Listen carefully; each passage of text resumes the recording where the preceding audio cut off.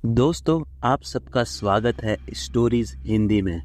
आज मैं आपके साथ एक ऐसी घटना शेयर करने वाला हूँ जो मेरे परिवार के साथ घटित हुई और ये एकदम सच्ची घटना पर आधारित है।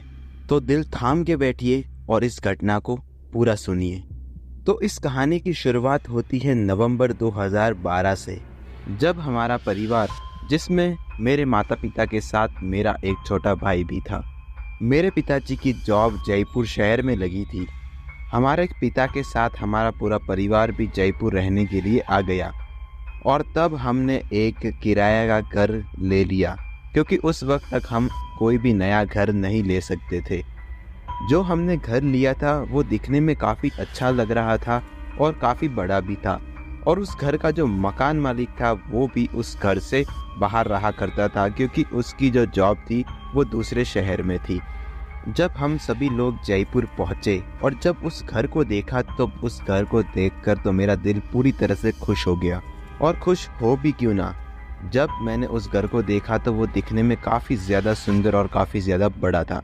जब मेरी मम्मी ने मेरे पिताजी से पूछा कि ये घर आपको इतने कम दाम में आखिर कैसे मिल गया, तब मेरे पिताजी ने बताया कि एक घर डीलर था, उसने कम दाम में ये घर हमें दिलवा दिया।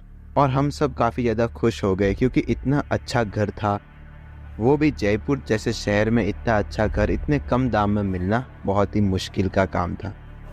अब हमने उस घर में धीरे धीरे अपना सामान शिफ्ट करना चालू किया। उस घर में लगभग 4 कमरे मौजूद थे, जिसमें से लगभग 3 कमरे हमें इस्तेमाल करने के लिए कहा गया था और एक कमरा हमेशा बंद ही रहा करता था। उस कमरे में पुराने मकान मालिक के कुछ सामान पड़ा था, और वो मकान मालिक लगभग 6 से 7 साल हो गए थे वो जयपुर आया ही नहीं था, कि उसकी जॉब तो दूसरे शहर में थी और उसने दूसरे शहर में ही एक नया घर ले लिया था। हमने उस एक कमरे को छोड़कर बाकी तीनों कमरों में अपने घर का सारा सामान सजा दिया था, और घर भी काफ़ी गंदा पड़ा था, तो उस घर की पूरी साफ सफाई कर ली थी।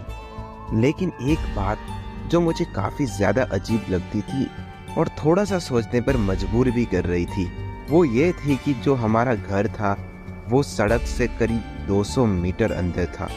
करीब 2 गलियों के अंदर हमारा घर था, और करीब 50-70 मीटर तो कोई पड़ोसी भी नहीं था, केवल पेड़ पौधे ही लगे हुए थे, और उन पेड़ पौधों के बीच में हमारा घर था।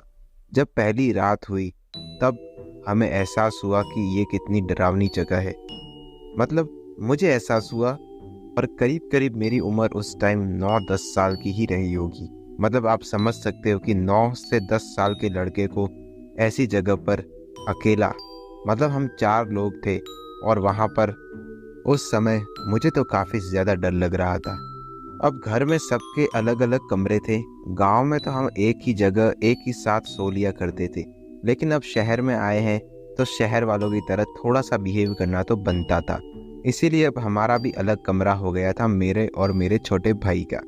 हम दोनों उस कमरे में जाते हैं, और उस कमरे में नीचे ही बिस्तर किए हुए थे, क्योंकि उस टाइम तक हमारे पास बेड नहीं था, तो हम नीचे जाकर सो जाते हैं। अब थोड़े दिन बीत जाते हैं, हम उस घर में अच्छे से सेटल हो चुके थे और उस घर में हमें कोई भी दिक्कत नहीं हो रही थी। लेकिन एक रात की बात होती है, जब मेरा छोटा भाई खिड़की के पास खड़ा होकर पता नहीं किससे बात कर रहा था, क्योंकि ना तो हमारा वहाँ कोई पड़ोसी रहा करता था ना कोई और। तभी मेरी आँख उसकी तरफ जाती है और मैं उसे बुलाता हूँ, लेकिन वो मेरी बात पर ध्यान नहीं देता है। तो मैं उस खिड़की के पास जाकर खड़ा हो जाता हूँ, लेकिन मुझे उस खिड़की पर कोई भी नहीं दिखता है। तब मैं उस छोटे भाई को पीठ पर मारकर कहता हूँ कि तू यहाँ क्या कर रहा है। तब उसका जवाब आता है कि मैं तो मेरे दोस्त से बातें कर रहा हूँ। लेकिन उस वक्त ना कोई बाहर था ना कोई खिड़की पर मौजूद था। तो मैं भी सोच में पड़ गया कि आखिरकार ये बात किससे कर रहा है। तो मैं वो सारी चीज़ें इग्नोर कर उसे चुपचाप सुला देता हूँ। धीरे धीरे मेरे भाई की हरकतों में काफ़ी ज़्यादा बदलाव देखने को मिल रहे थे। मतलब आप सोचिए, 3 साल का बच्चा अगर ऐसी उल्टी सीधी हरकतें करने लगेगा तो हमारे मन में क्या ही ख्याल आने वाला था। जो ढंग से रोटी भी नहीं खा पाता था वो अब नॉनवेज की मांग करने लगा था, शराब की मांग करने लगा था। जब ये मांगे शुरू हुई तब हमें समझ में आ गया कि ये कोई साधारण घटनाएं नहीं, एक बहुत ही ऐसी घटना हमारे छोटे भाई के साथ हो रही थी जिसकी कल्पना भी हमने कभी नहीं की होगी।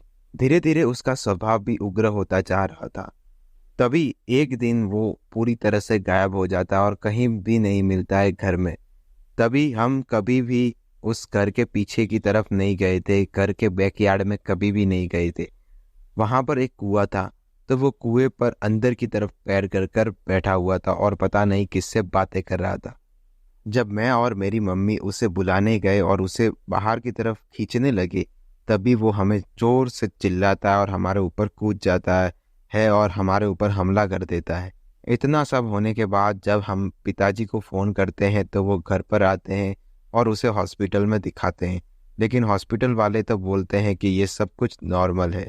लेकिन तभी आसपास के घर जो कि थोड़े से दूर थे उनको ये सारी बातें पता चलती है, तो वो बोलते हैं कि आपने कौन सी बला का घर ले लिया है। ये घर कोई आम घर नहीं है, यहाँ पर शैतानी शक्ति रहा करती है और आप इसे किसी डॉक्टर के पास न दिखाकर किसी पंडित, किसी तांत्रिक के पास ज़रूर दिखाएं।